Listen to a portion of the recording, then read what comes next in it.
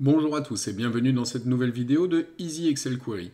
Aujourd'hui, je vais démarrer une nouvelle série de vidéos qui va être consacrée aux listes et les différentes formules pour les traiter. C'est parti? Allons-y. Voilà, dans mon Excel que je vais charger immédiatement en faisant Alt F12. J'arrive ici, je clique droit, nouvelle requête, autre source, requête vide. Et ici, je fais Excel Workbook. Hop, ouvrez la parenthèse, fermez la parenthèse, entrée. Et je prends mon tableau 1. Hop. Ok, donc là, ici, j'ai mes listes de valeurs. Et je vais commencer par vous expliquer la fonction list contains. Alors, voyons voir comment ça marche. Je rajoute une colonne personnalisée. Et si je tape list.contains, je vais d'abord ne pas regarder les colonnes que j'ai mis, je vais faire juste comme s'il n'y avait pas de colonne, hein, comme si j'entrais une formule comme ça. Donc je vais dire dans ma liste 1, 2, 3, je ferme mon accolade, comme ça je déclare une liste, donc j'ai bien ma liste de valeurs 1, 2, 3. Est-ce que j'ai le chiffre 3?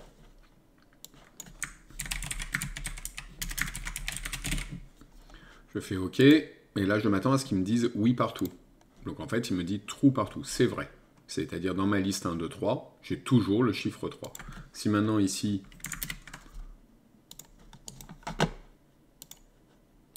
je mets 4, il me met faux partout. Parce que c'est vrai aussi. 4 n'est jamais contenu dans 1, 2, 3. Ok, alors maintenant, si je récupère ça, je remplace ma liste ici par le nom de ma table, puis ma colonne. Qu'est-ce que je lui dis? Je lui dis, est-ce que le chiffre 4 est contenu dans ma liste colonne 1? Puisque source plus colonne écrit comme ça, ça revient à une liste. Il me dit vrai, parce que sur la première ligne, est-ce que 4 est contenu dans l'ensemble de ma liste? Oui. Sur la deuxième ligne, est-ce que c'est contenu? Oui, oui, oui. Ok. C'est pas très intéressant tout de suite de voir ça. Hein. Je ne sais pas ce que vous en pensez, mais ça ne sert pas à grand chose. En revanche, ce qui va nous servir, c'est, maintenant je vais dire dans mes éléments de la colonne 2, qu'est-ce qui est contenu dans la colonne 1? Donc là, en l'écrivant comme ça veut dire est-ce que 11 est contenu dans 1, 2, 3, 4, 5, 6, 7, 8, 9, 10, pardon. Hop. Donc 11 n'est pas contenu de 1 à 10.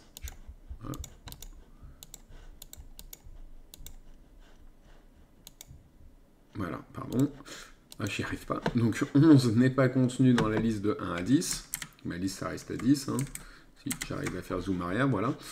12, c'est pas contenu. 2, en revanche, est bien dans ma liste. 1 est bien dans ma liste. Donc ça nous permet de faire des comparaisons qui sont quand même chouettes, puisque élément par élément, je peux lui dire, est-ce que c'est contenu là? Donc si par exemple, c'est presque l'équivalent d'une recherche V1 quelque part.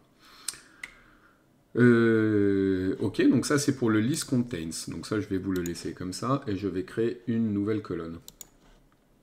Et maintenant nous allons voir la fonction list contains all. Je vais le marquer ici. List.all contains all. List contains all. Et là maintenant, ça va être pareil. Je vais marquer list.contains all. Alors, qu'est-ce qu'il me dit? Il me dit liste comme une liste. Donc, on va faire le même exercice que tout à l'heure. Hop. Et là, il me dit value comme une liste. Donc, il faut que je lui mette des valeurs comme une liste. Donc, si par exemple, je mets 4 juste comme ça, est-ce que ça va marcher? Il me dit false. 4 n'est jamais contenu. Maintenant, si je lui dis 4, ou je lui dis plutôt 2 et 4. Est-ce que 2 et 4, je dis bien et, sont contenus dans 1, 2, 3? Non, mais en revanche, est-ce que 2 et 3 sont contenus dans 1, 2, 3? Oui, c'est vrai partout. Donc si maintenant ici, comme tout à l'heure, je dis, je vais prendre personnaliser, ajouter, je le remplace ici et je dis col 1, est-ce que 2 et 3, c'est contenu dans la colonne col 1?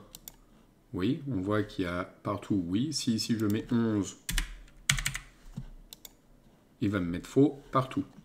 Et maintenant, si je prends mes deux listes, je dis est-ce que tous les éléments de ma colonne 2 sont contenus dans tous les éléments de ma colonne 1.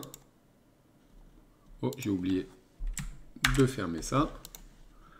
Là, il me dit c'est faux, parce que tous les éléments de ma colonne 2, puisque j'ai le 11 et le 12 ici, ne sont pas dans la colonne 1. Ok? C'est compris? Et bien c'est parti. Donc là, on a fait list contains also. Maintenant, je vais juste faire encore 4 formules. Je vais essayer de vous faire list count, list distinct, list union et list combine. Donc c'est parti. Ici, je vais faire list.count. À quoi sert list.count? Eh bien tout bêtement, compter les éléments. Donc là, ici, sur ma colonne 1, j'ai quoi? J'ai 10 éléments, hein, on est d'accord? Donc si je mets...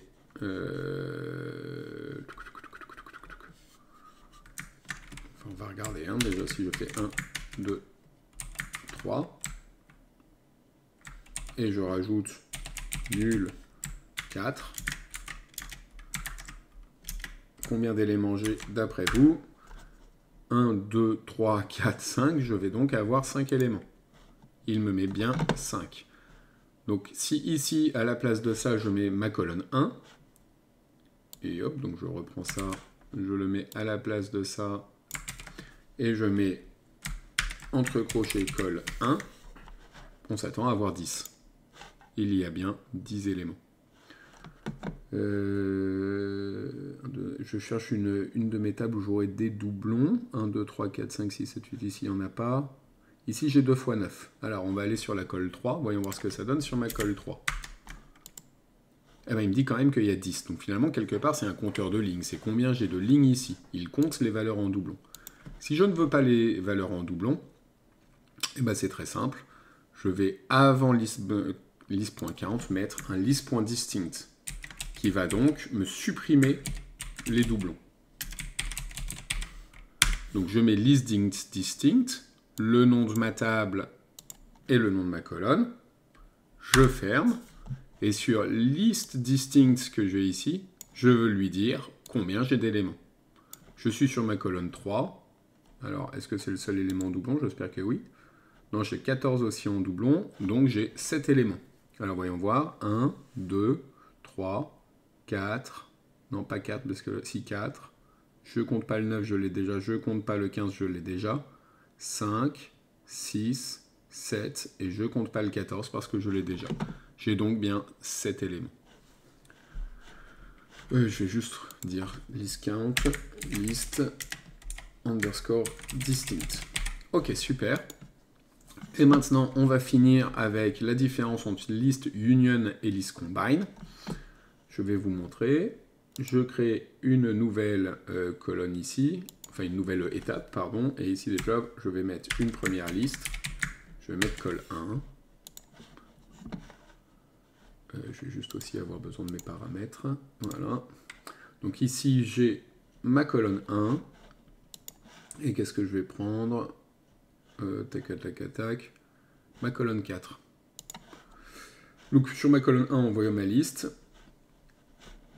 Je vais l'appeler ici, renommer, c'est pour bien vous faire comprendre, liste 1, 10.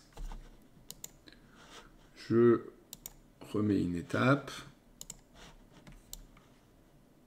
Je copie ça, je vais sur l'étape que je viens de créer.